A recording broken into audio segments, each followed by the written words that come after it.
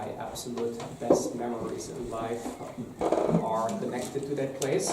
Eine der besten Erinnerungen meines gesamten Lebens hängen mit diesem Ort zusammen. Corey and I got married in a little chapel there, a little Catholic chapel over there, and we celebrated the castle yard.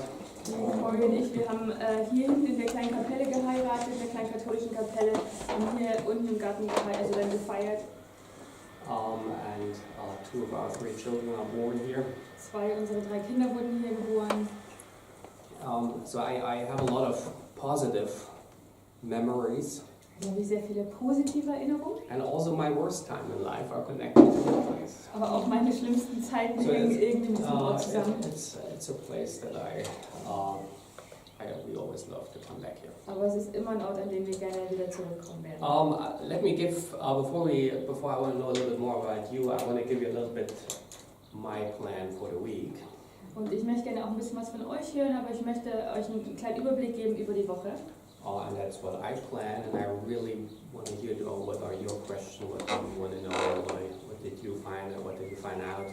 Und das sind so meine Pläne, meine Ideen, aber ich möchte auch eure Fragen hören, möchte hören, hey, was interessiert euch, was habt ihr selbst herausgefunden? So please always bring your questions, your disagreements. Also bringt eure Fragen auch gerne mit, bringt auch das mit, wo ihr vielleicht nicht mit mir übereinstimmt. I thought we'll start with a little bit an intro. I want to hear a little bit more from you and what you've learned so far. Also ich möchte auch gerne ein bisschen was von euch lernen und hören, was ihr bisher gelernt habt. Then I thought we'll start a little bit more with we'll start with a question that I will not give yet, but then we'll look a little bit more about gospel as literature. Und dann habe ich eine Frage, die ich jetzt noch nicht stellen werde, und dann schauen wir uns ein Evangelium an, wie man es literarisch anschaut oder versteht. Now what is that gospel? Was ist denn eigentlich ein Evangelium? And that will be, I'm sure you've all heard it, but I do believe in repetition as a tool to learning. Und das habt ihr vielleicht schon gehört, diesen Satz, aber ich glaube an Wiederholung und dass man durch Wiederholung auch viel lernen kann. We'll do a short overview. How did we end up at the time of the Gospels? What has happened? What were the expectations of the people of Israel? Wir werden noch mal gucken, so einen kleinen Überblick geben, was so bisher geschehen ist und welche Erwartungen die Leute damals hatten. And from there on, then look at the Gospel of Mark.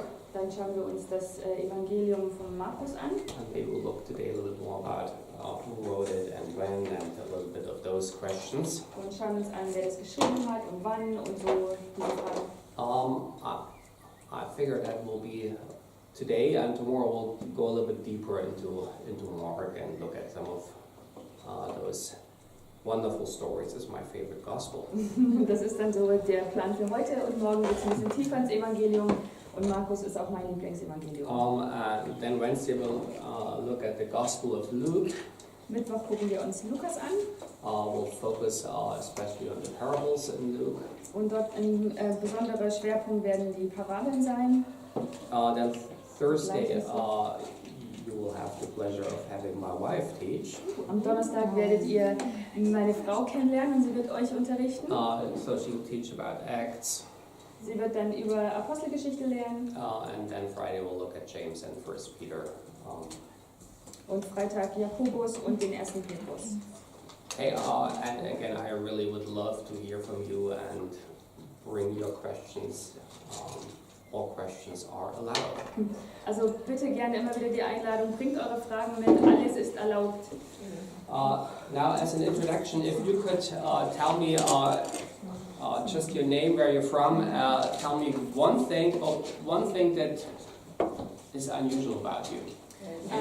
Und als kleine Einführung einfach die Bitte, gebt mir euren Namen nochmal und erzählt mir etwas, was ungewöhnlich ist an euch. Was, yeah, maybe I will give an example. Ich gebe euch ein Beispiel dafür von mir. And then give me one thing that surprised you in the Old Testament. Und dann hätte ich gerne eine Sache, die euch im Alten Testament sehr überrascht hat.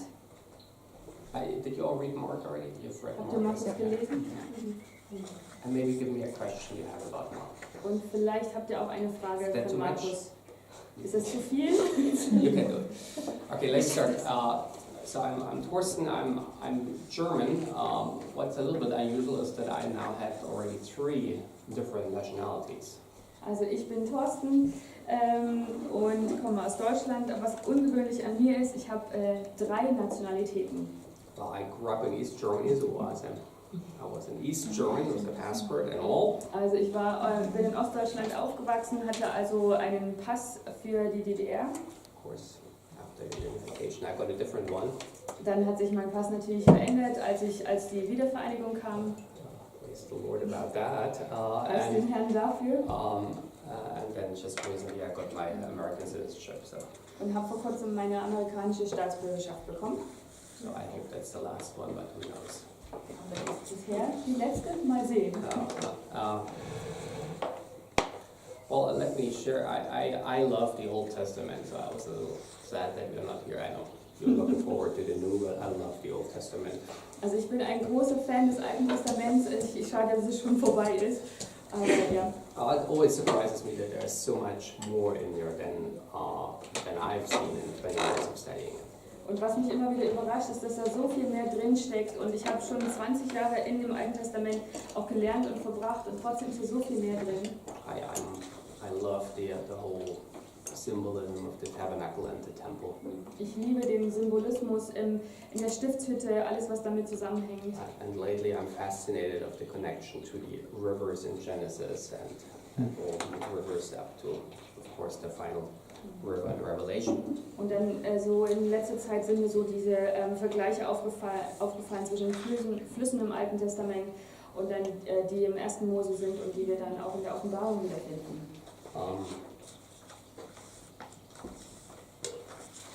My question about Mark for the moment, but I have a lot of questions about Mark too. Ich habe selbst auch viele Fragen über Markus, aber die lasse ich erstmal stehen. Yeah. Also ich habe dann viele Fragen zu Markus und auch wahrscheinlich Fragen, die mich eigentlich schon lange beschäftigen und wo ich jetzt einfach mal den Mut habe, dann die auch zu fragen dann, auch wenn ich schon lange Christ bin. I have many questions regarding Mark and I've had many of them for some time, but now I may show the courage to actually ask these questions, even though I've been a Christian for a long time. Ja. Und sonst, was ich gelernt habe vom Alten Testament, ich möchte nicht nur etwas herauspicken, sondern das Ganze. What I have learned from the Old Testament is that I don't want to just pick out a single thing or one separate thing, but I want to look at it as a whole. Ich muss ganz ehrlich sagen, ich habe das noch nie gewusst, dieser ganze rote Faden mit der Richtung Könige, wie diese Übergänge sind und diese ganze einfach dieser rote Faden, das finde ich ganz nett. I learned a lot about all the transitions in the Old Testament, how the transition happened from king to king. There were so many new things. Ja, und da bin ich echt dankbar, einfach dieses Verständnis mehr zu haben, wie die Geschichte ist. Yeah. And so just to discover like the red line of the history throughout the Old Testament, that was really enriching. I think that's one of the treasure of that school, that in such a short time read through all, big. Yeah. Das ist echt ein Schatz in dieser Schule, wenn man diese Zeit hat, das große Bild so zu bekommen, wo man die ganzen Zusammenhänge auch entdecken kann. Weil es kam bis jetzt morgen mehr vor. Jetzt habe ich so wie ein Bilderrahmen, aber da habe ich nur was im Bild drin und jetzt weiß ich aber, wie das Ganze, ja. Like before the school, I had many pictures, many puzzle pieces kind of thing, and now I have a frame to actually put all those pieces in. Give me something unusual about you. Ich bin überfordert mit so einer Frage. Da schauen wir, fängst du hin, aber ich weiß es nicht. Okay, we'll come. I don't know, I can't come up with anything unusual right now. Maybe at the end of this round I can share. Yes. Yeah, my name is Ines and I also think about what can I share, what is unusual about me. Ich habe auch lange überlegt, was wohl ungewöhnlich an mir sein könnte. But one thing that came to my mind was, was mir in den Sinn kam. Maybe it's not unusual if you're a Christian, but maybe still it is. Vielleicht ist es für Christen nicht unbedingt ungewöhnlich, aber vielleicht doch. But I think other people that are focused on career and all the things. For those people, it's unusual. Also für die, die sich auf eine Karriere fokussieren, ihre Karriere nachgehen, für die ist es vielleicht ungewöhnlich. I moved to Frankfurt 2010. Ich bin 2010 nach Frankfurt gezogen. And normally people who are living in Frankfurt are going there to work. They earn lots of money. They go there to make big money. Und die Leute, die normalerweise nach Frankfurt ziehen, die gehen dahin, um sehr viel Geld zu verdienen. But for me it was different. Actually, I started working in a mission organization. Für mich sah das anders aus. Ich habe bei einer Missionsorganisation mitgearbeitet. And it was a little bit the opposite. Und das war so im völlig entgegengesetzten Sinn. Yeah, but I could live well. It was not but it was different than other people that go to live in Frankfurt. Also ich konnte schon auch gut leben, aber es war doch immer noch ein bisschen anders als für die Leute, die dorthin gehen, um viel Geld zu verdienen. But I earned or I got other treasures that are more valuable to me. Ich habe dann andere Schätze bekommen, die mir selber wichtiger waren. Yeah, so that's maybe a little bit unusual. Ja, also das ist vielleicht ein bisschen ungewöhnlich für mich. One thing I agree what Miriam said about this big picture. This also valid for me. Also dieses große Bild, das zählt für mich genauso, wie Miriam schon gesagt hat, das war gut zu entdecken im Alten Testament. One thing that really surprised me or I didn't know was that the land that God sent, or it was the promised land, that the people there, that they were actually people that are worshiping idols, and that it's not God want to they have to leave because of the Jews coming, but it was the time was fulfilled for them to also get the punishment or something, or judgment. Ja. Also was für mich neu war, war aber, dass die Leute, die im gelobten, verheißenen Land gelebt haben, da ging es nicht einfach nur darum, dass Gott sie raushaben wollte, aber das waren Völker, die diese Idole, diese anderen Götter angebetet haben, und die Zeit war reif für sie, dass das Gericht kommt. So this showed me that God is planning, or he's not only focusing on Israel, but also on other nations. Und das war für mich eigentlich ein Bild dafür, dass Gott sich nicht nur auf die Israeliten konzentriert, sondern er wirklich alle Völker oder alle Nationen im Blick hat. Question about one. Oh yeah, I wrote down 3. One is On behalf of Give me a question. yeah. There, when the heavy one I will ask it maybe easy one or easy to explain. When Jesus sent out the disciples, they anointed, or they put this anointing oil on those who were sick, and I was wondering why or how came that they now put oil on them and prayed. Als Jesus die Jünger ausgesandt hat, haben sie Salböl mitgenommen und für die Leute, oder haben das auf die Leute gegeben, die krank waren. Und für mich die Frage war, warum? It's in Mark 6:13. Markus 6,13.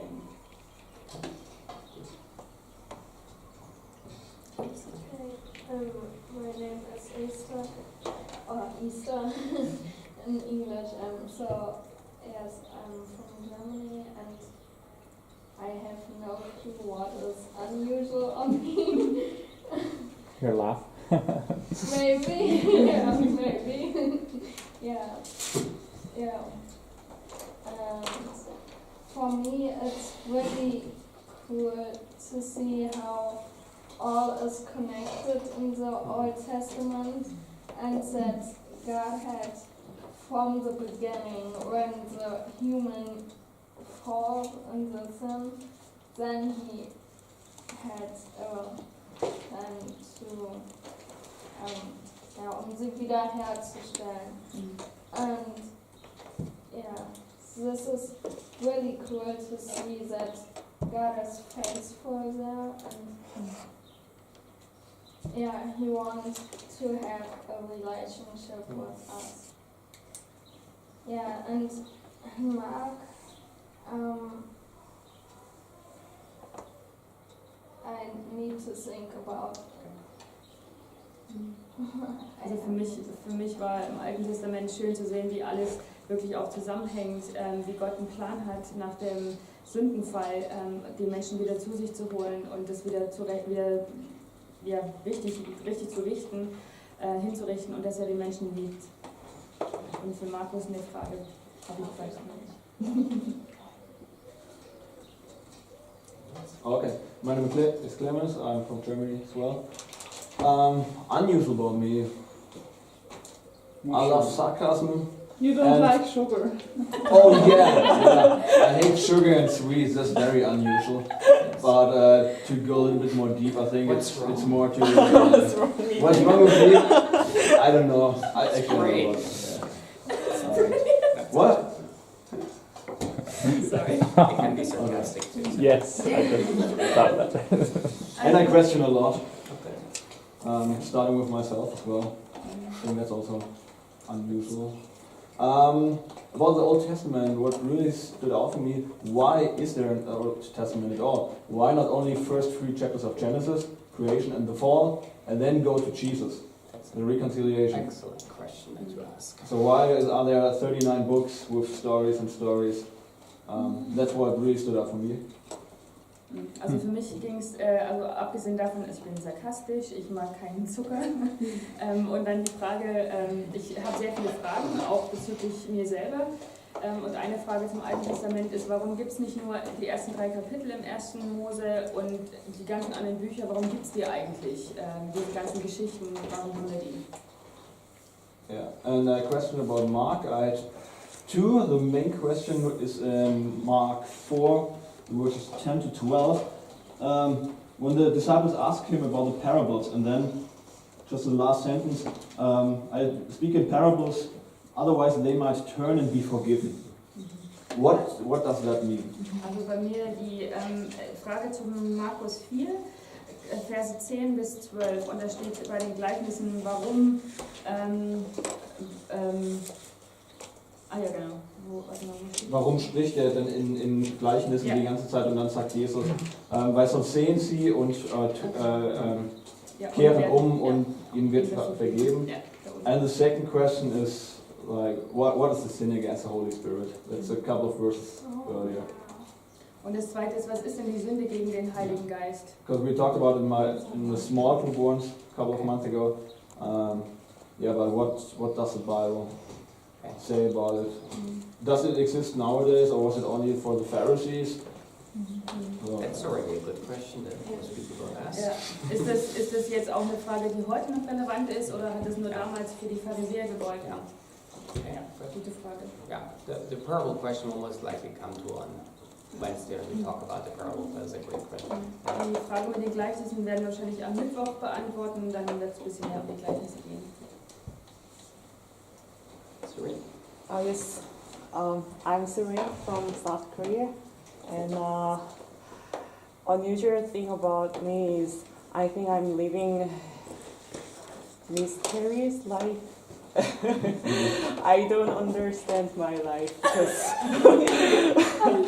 it's so broken pieces. I don't know how they have connections because in Korea I was how can I say, scholar students in Chinese script. I'm Korean, but I was excellent at Chinese script. So I was almost enter into the university with only this subject because I was so excellent, but I failed. And then I went to BTS, and then for Give her a... Just so I can She's very good, I but she thought cannot you were remember doing too much. Also ich bin Surin, das wisst ihr, aus Südkorea, und ich verstehe mein Leben nicht so richtig, weil da sind so viele verschiedene Puzzlestücke, die mich irgendwie beschreiben, und ich war sehr gut in der Schriftsprache, in der chinesischen Schriftsprache in der Schule und wäre fast auch weitergegangen ins Studium, habe aber dann die Prüfung irgendwie nicht geschafft oder die Aufnahme nicht geschafft. And then I was my DTS was in Sri Lanka and then my outreach was in India, but somehow I commit to Indian base. So I was in India for 6 years and I also graduated my secular university in India.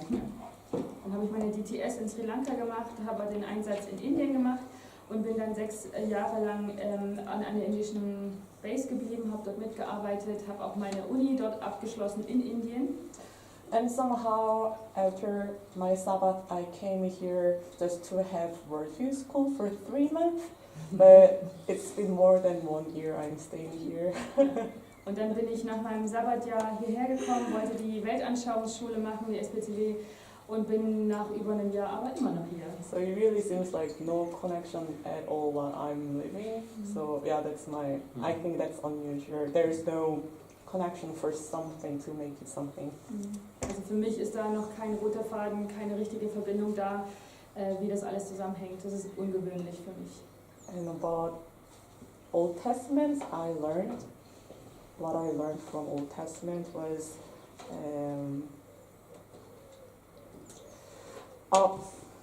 it's not something academical, but I was just surprised that I was really able to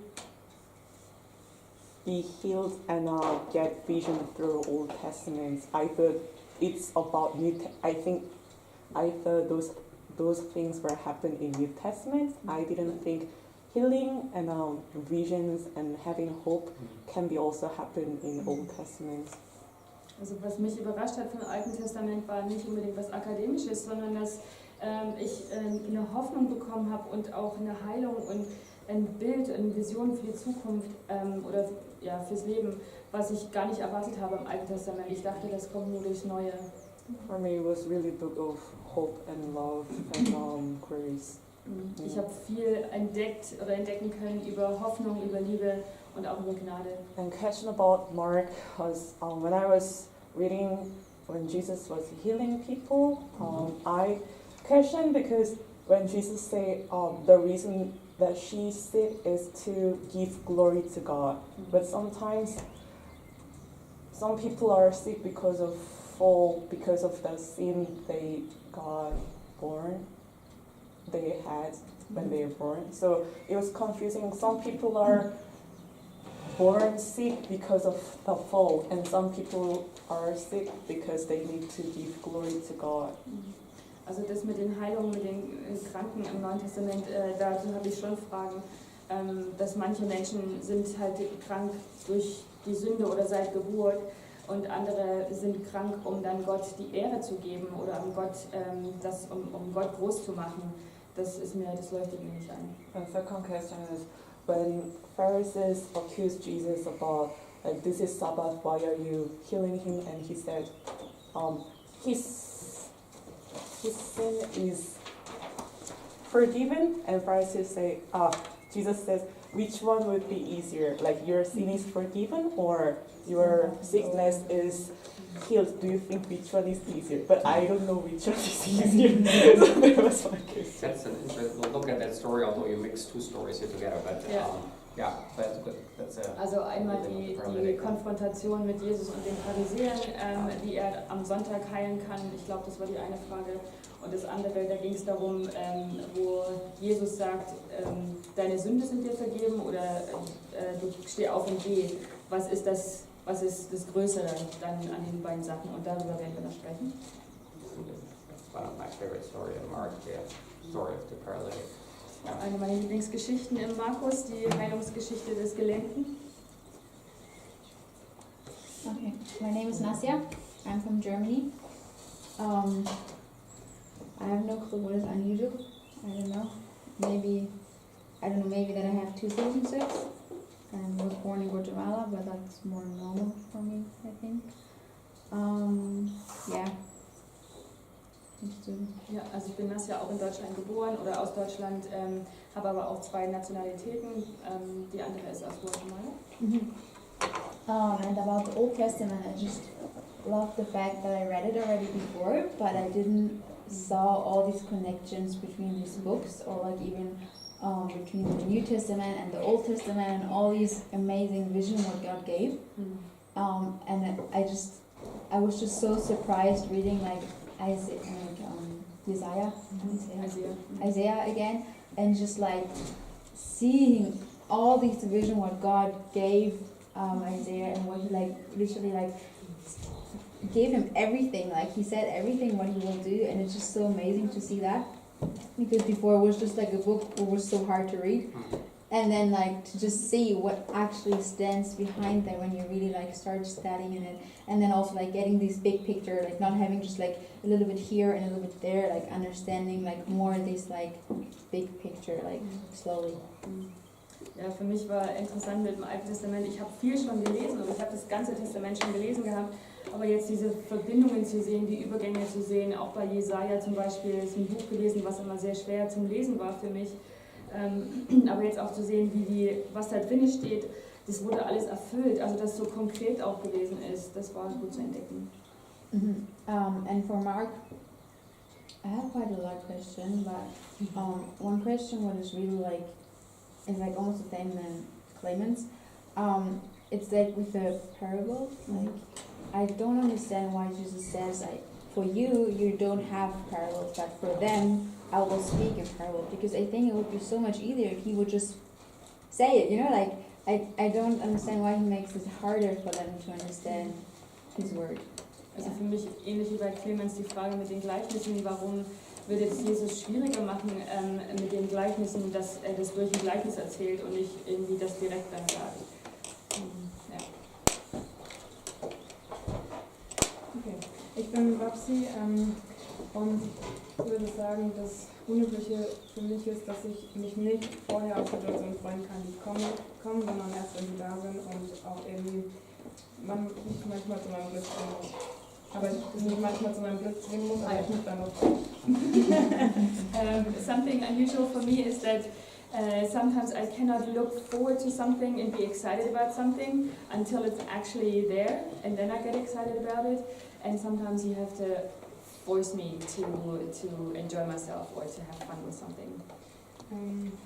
Dann zum Alten Testament, was ich sehr erstaunlich und super fand, ist, dass man gesehen hat, in Juda war nur eine Dynastie und daraus ist dann auch Jesus gekommen, also von den Königen. What I thought interesting in the Old Testament is that there was this one tribe, Judah, that Jesus also comes from, that's his genealogy.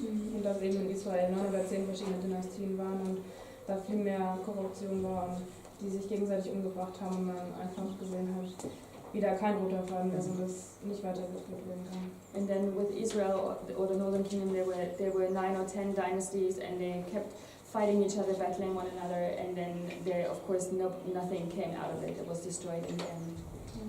Und meine Frage zu Markus ist, ich sage dir auf Englisch, okay? Yes. Why should only the disciples understand about the kingdom of heaven, but not all the other people around Jesus at his time?